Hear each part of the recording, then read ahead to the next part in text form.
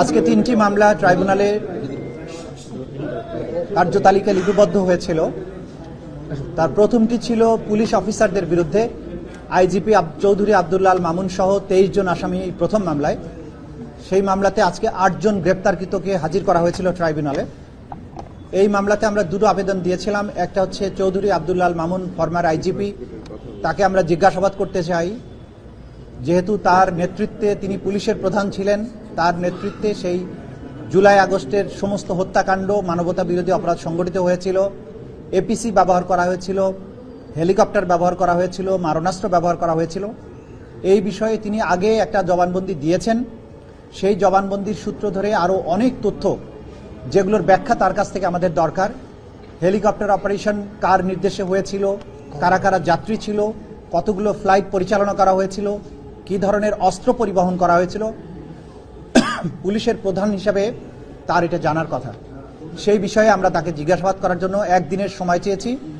আগামী 23 জিজ্ঞাসাবাদের জন্য অনুমতি দিয়েছেন একদিনের জন্য।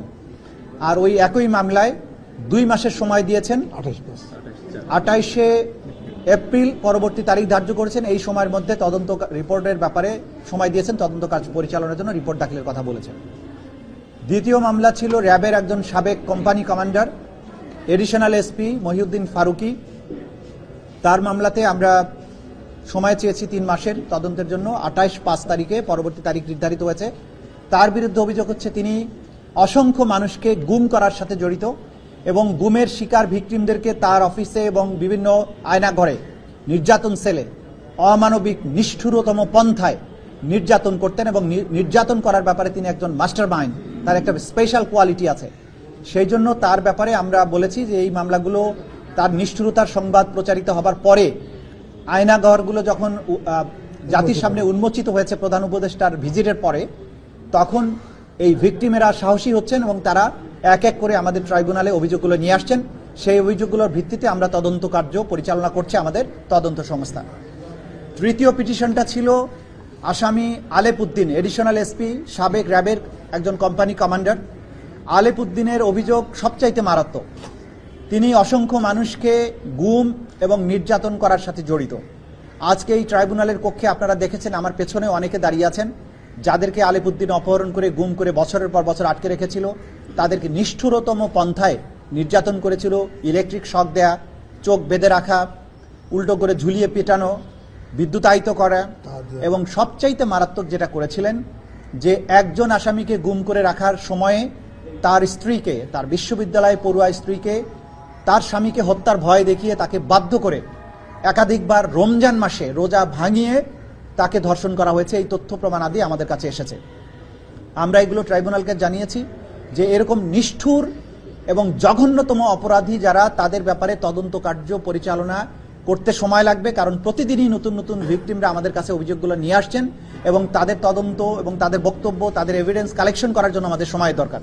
এই সময় শেষ হলে যথাসময়ে তাদের ব্যাপারে তদন্ত রিপোর্ট দাখিল করে তাদের বিরুদ্ধে আনুষ্ঠানিক বিচার প্রক্রিয়া যাতে শুরু করা যায়, সেই ব্যাপারে আমাদের তদন্ত সংস্থা দিনরাত কাজ করছে। এটা ছিল আজকের দিনের প্রসিডিংস।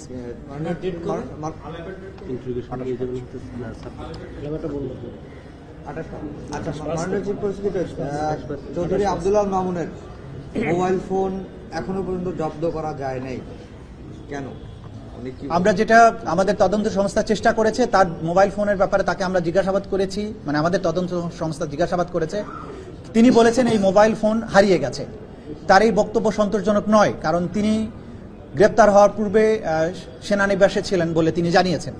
তারপরে তার মোবাইল ফোন থেকে তিনি সোশ্যাল মিডিয়াতে বক্তব্যও দিয়েছেন 5ই আগস্টের পরে। সুতরাং তার এই মোবাইলে গুরুত্বপূর্ণ এভিডেন্স আছে, এটা আমরা আমাদেরকে যে কোনো মূল্যে পেতে হবে।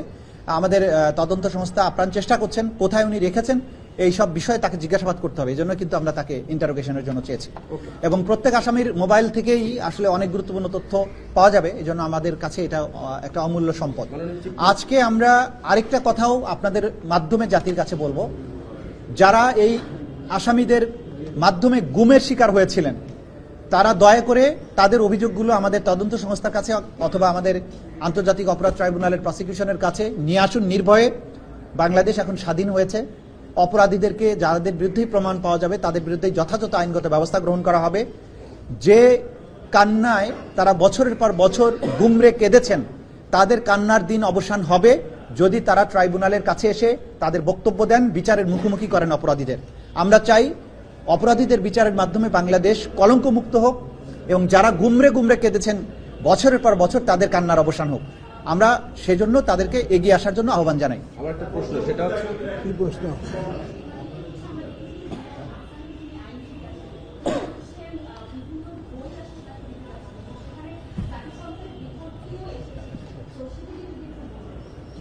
দেখুন, এই ট্রাইব্যুনালে নানান ধরনের আইন আছে অ্যাপ্লিকেশন করার জন্য।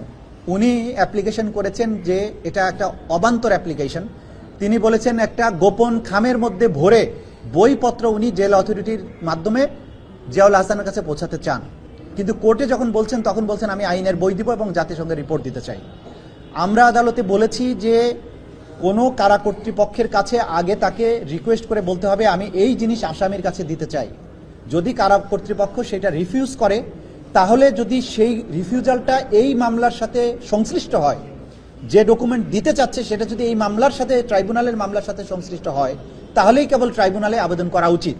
উনি কারা কর্তৃপক্ষের কাছে কোনো রিটার্ন কিছু দেননি, গোপন খামে অনেক কিছু দিতে চেয়েছেন, সেটা তো কারা কর্তৃপক্ষ দিতে পারে না এবং ট্রাইব্যুনালের কাছে এটা চাইতে পারেন না। এবং আমরা বলেছি যে একজন আসামির ডকুমেন্টস প্রাপ্তির অধিকার সৃষ্টি হয় তদন্ত রিপোর্ট দাখিলের পরে আমাদের এই ট্রাইব্যুনালের আইন অনুযায়ী।